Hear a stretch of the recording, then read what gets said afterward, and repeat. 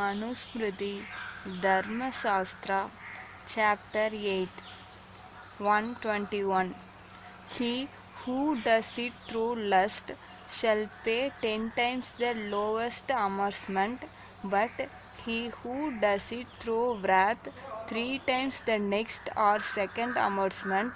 He who does it through ignorance 2 full hundreds, but he who does it through childishness 100 panas.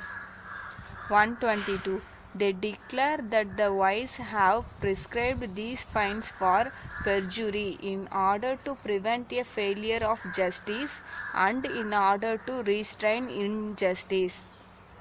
123 But a just king shall fine and banish men of the 3 lower caste varna who have given false evidence, but a brahmana he shall only banish. 124 Manu, the son of the self-existent Swayambhu, has named 10 places on which punishment may be made to fall in the cases of the 3 lower caste varna, but a brahmana shall depart unhurt from the country. 125 These are the organ, the belly, the tongue, the 2 hands, and the fifthly the 2 feet, the eye, the nose, the 2 ears, likewise the whole body. 126 Let the king, having fully ascertained the motive, the time and place of the offence, and having considered the ability of the criminal to suffer and the nature of the crime, cause punishment to fall on those who deserve it. 127 Unjust punishment destroy reputation among men and fame after death, and causes even in the next world the loss of heaven. Let him therefore beware of inflicting it. 128 A king who punishes those who do not deserve it and punishes not those who deserve it brings great infamy on himself, and after death sinks into hell. 129 Let him punish first by gentle admonition, afterwards by harsh reproof, thirdly by a fine, after that by corporal chastisement. 130 But when he cannot restrain such offenders even by a corporal punishment, then let him apply to them even all the 4 modes jointly. 131 Those technical names of certain quantities of copper, silver, and gold which are generally used on earth for the purpose of business transaction among men, I will fully declare. 132 The very small mote which is seen when the sun shines through a lattice, they declare to be the least of all quantities, and to be called a treasure, a floating particle of dust. 133 Know that 8 treasurers are equal in bulk to a liksha, the egg of a louse, 3 of those to 1 grain of black mustard, ragasarshepa, and 3 of the latter to a white mustard seed. 134 6 grains of white mustard or 1 middle-sized barley corn, and 3 barley corns, 1 krishnala, that is raktika or gunga berry, 5 krishnalas or 1 masa bean, and 16 of those 1 swarna.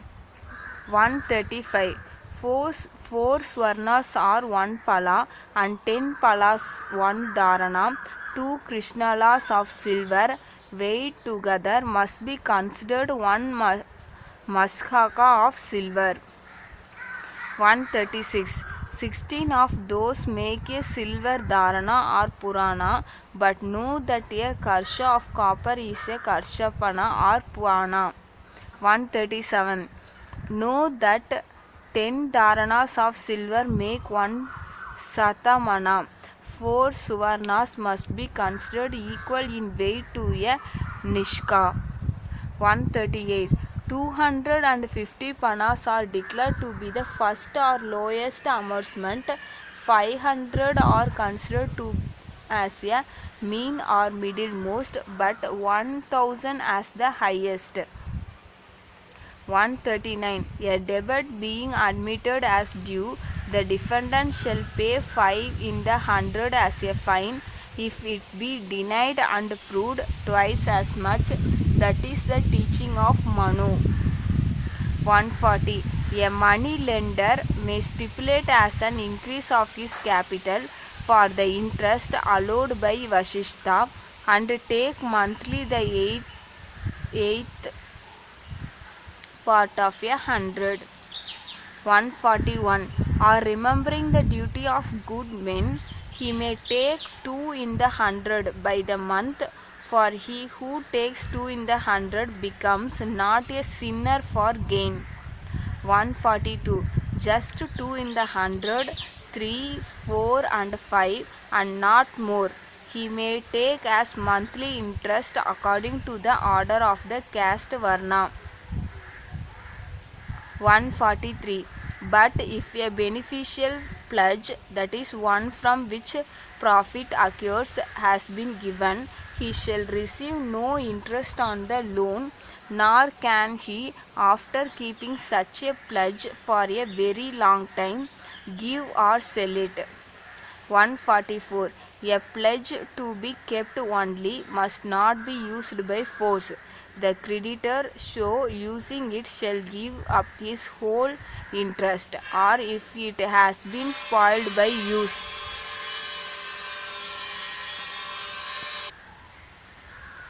He shall satisfy the owner by paying its original price, else he commits a theft of the pledge. 145. Neither a pledge nor a deposit can be lost by lapse of time. They are both recoverable, but though they have remained long with the bailee. 146. Things used with friendly assent, a cow, a camel, a riding horse, and a beast made over for breaking in, are never lost to the owner. 147. But in general, whatever chattel an owner sees enjoyed by others during 10 years, while though present, he says nothing, that chattel he shall not recover. 148.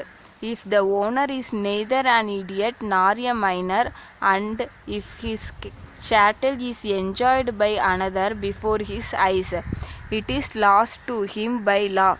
The adverse possessor shall retain that property. 149. A pledge, a boundary, the property of infants, an open deposit, a sealed deposit, woman, the property of the king, and the wealth of a Shrotriya are not lost in consequence of adverse enjoyment. 150. The fool who uses a pledge without the permission of the owner shall remit half of his interest as a compensation for such use. 151. In money transaction, interest paid at one time, not be installments, shall never exceed the double of the principal. On grain, fruit, wool or hair, and beast of burden, it must not be more than 5 times the original amount. 152.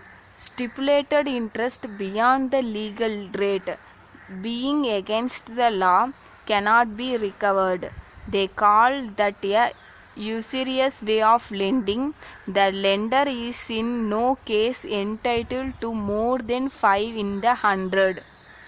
153. Let him not take interest beyond the year, nor such as is unapproved, nor compound interest, periodical interest, stipulated interest, and corporal interest.